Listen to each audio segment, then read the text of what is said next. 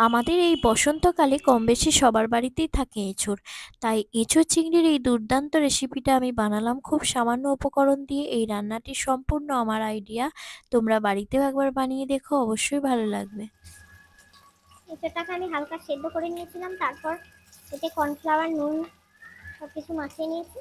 এবার ভেজে নিলাম। এতে এঁচোড়ের যে গন্ধটা কেটে যাবে, আর এঁচোড়ের যে আঠাটা থাকে সেটা একদমই বোঝা যাবে না।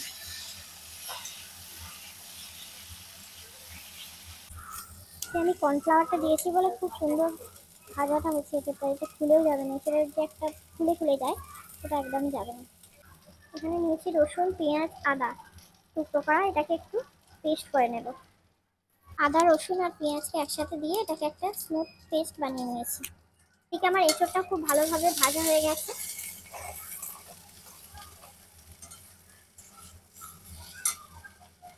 তারপর আমি এটাকে কড়া থেকে তুলে নেব। তারপর ওই কড়াতেই একটু তেল দিয়ে মাঝারি সাইজের টুকরো করা আলু দিলাম। বাবারে সেটাকে ভালোভাবে একটু ভেজে নেব।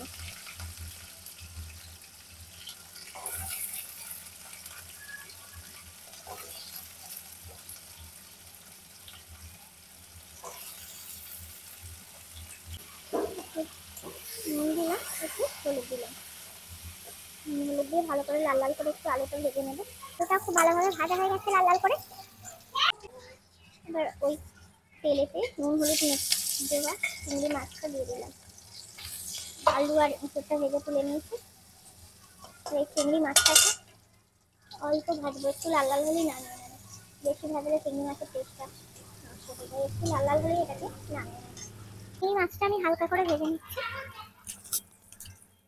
তারপর তুলে নেব।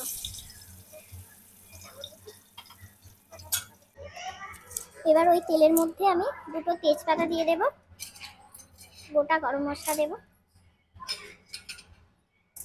আর একটু পাঁচফোড়ন দিয়ে দেব। ফুটছে,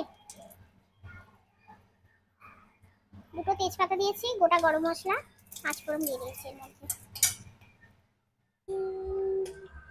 ওরে ভাই ফাগুন লেগেছে বনে বনে, ওরে ভাই ফাগুন লেগেছে বনে বনে, ডালে ডালে ফুলে ফুলে পাতায় পাতায় আড়ালে আড়ালে কোণে কোণে।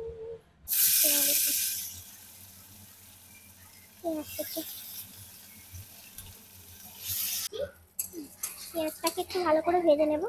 তারপর এর মধ্যে দিয়ে দেবো টমেটো কুচি, একটা মাঝারি সাইজের টমেটো কুচি দিলাম। তারপর আমি আগে থেকে যে রসুন, আদা আর পেঁয়াজ একটু দিয়ে পেস্ট করে রেখেছিলাম সেটা দিয়ে দেবো। এটাকে ভালো করে কষিয়ে নিতে হবে। এটা একটু হলুদ আর জিরে দিয়ে দাও তো। পরিমাণ মতো হলুদ আর জিরে গুঁড়ো। এবার এতে দিলাম ক্যাপসিকাম। ক্যাপসিকামটা আগেই দেওয়ার দরকার ছিল, ভুলে গেছিলাম, পরে দিলাম। এটা এই পেঁয়াজের সাথে দিয়ে দিতে হবে।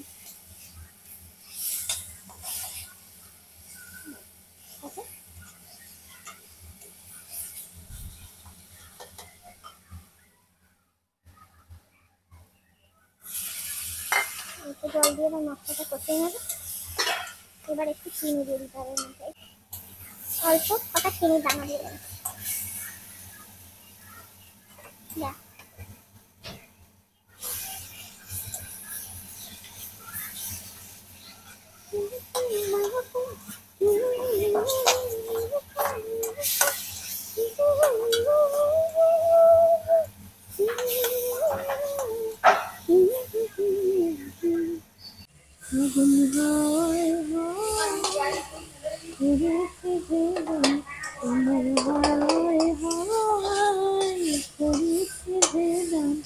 আমার আপন হারা প্রাণ, আমার বাঁধন ছেঁড়া প্রাণ, তোমার হাওয়ায় হাওয়ায় করেছে জীবন। এর মধ্যে দিয়ে দেবো এঁচোড় আর আলু যে ভেজে রেখেছিলাম তার মধ্যে আমি দিয়ে দিচ্ছি। মশলার সাথে একবারে ইঁচড় আলুটা কষিয়ে নেবো ভালো করে। এবার এই ইঁচড় আলু আর মশলার সাথে ভালো করে কষিয়ে নেব। তারপর আমি এটাকে হাঁড়ির মধ্যে ঢেলে দিচ্ছি। আগে থেকে ভেজে রাখা চিংড়ি মাছগুলো আমি এর মধ্যে দিয়ে দিচ্ছি।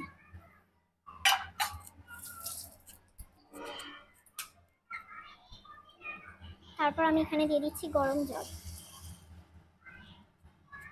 হাঁড়িটা একদম স্টিমে রেখে দিতে হবে, আঁচটা হাঁড়ি কমিয়ে দিতে হবে। এরপর আমি দিয়ে দিচ্ছি ধনে পাতা কুচি।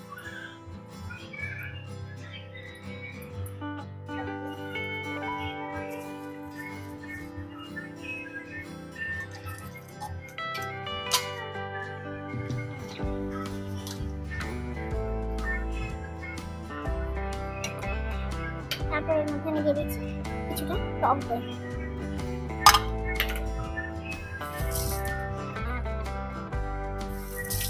আর দিয়ে দিলাম চেরা কাঁচা লঙ্কা। তারপর আস্তে করে নাড়িয়ে দিচ্ছি।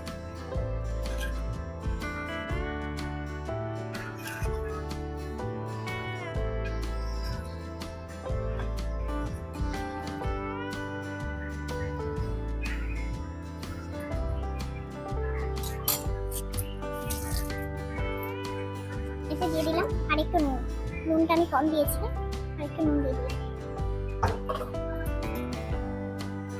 আরেকটু দিয়ে দিলাম লঙ্কার গুঁড়ো।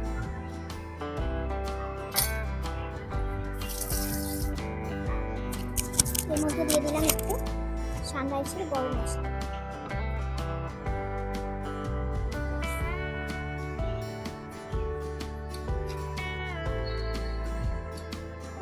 এরপর একদম অল্প আছে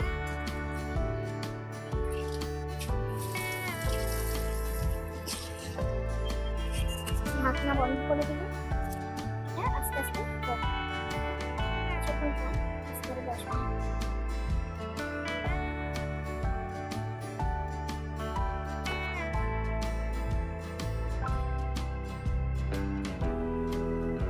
এখন সম্পূর্ণ রেডি হয়ে গেল আমার এই এঁচোড় চিংড়ি হান্ডিটা। তো কেমন হয়েছে রেসিপিটা অবশ্যই জানিও। তোমরা বাড়িতে বানিয়ে খেয়েও কিন্তু আমার বাড়িতে সবাই খেয়ে খুবই প্রশংসা করেছিল।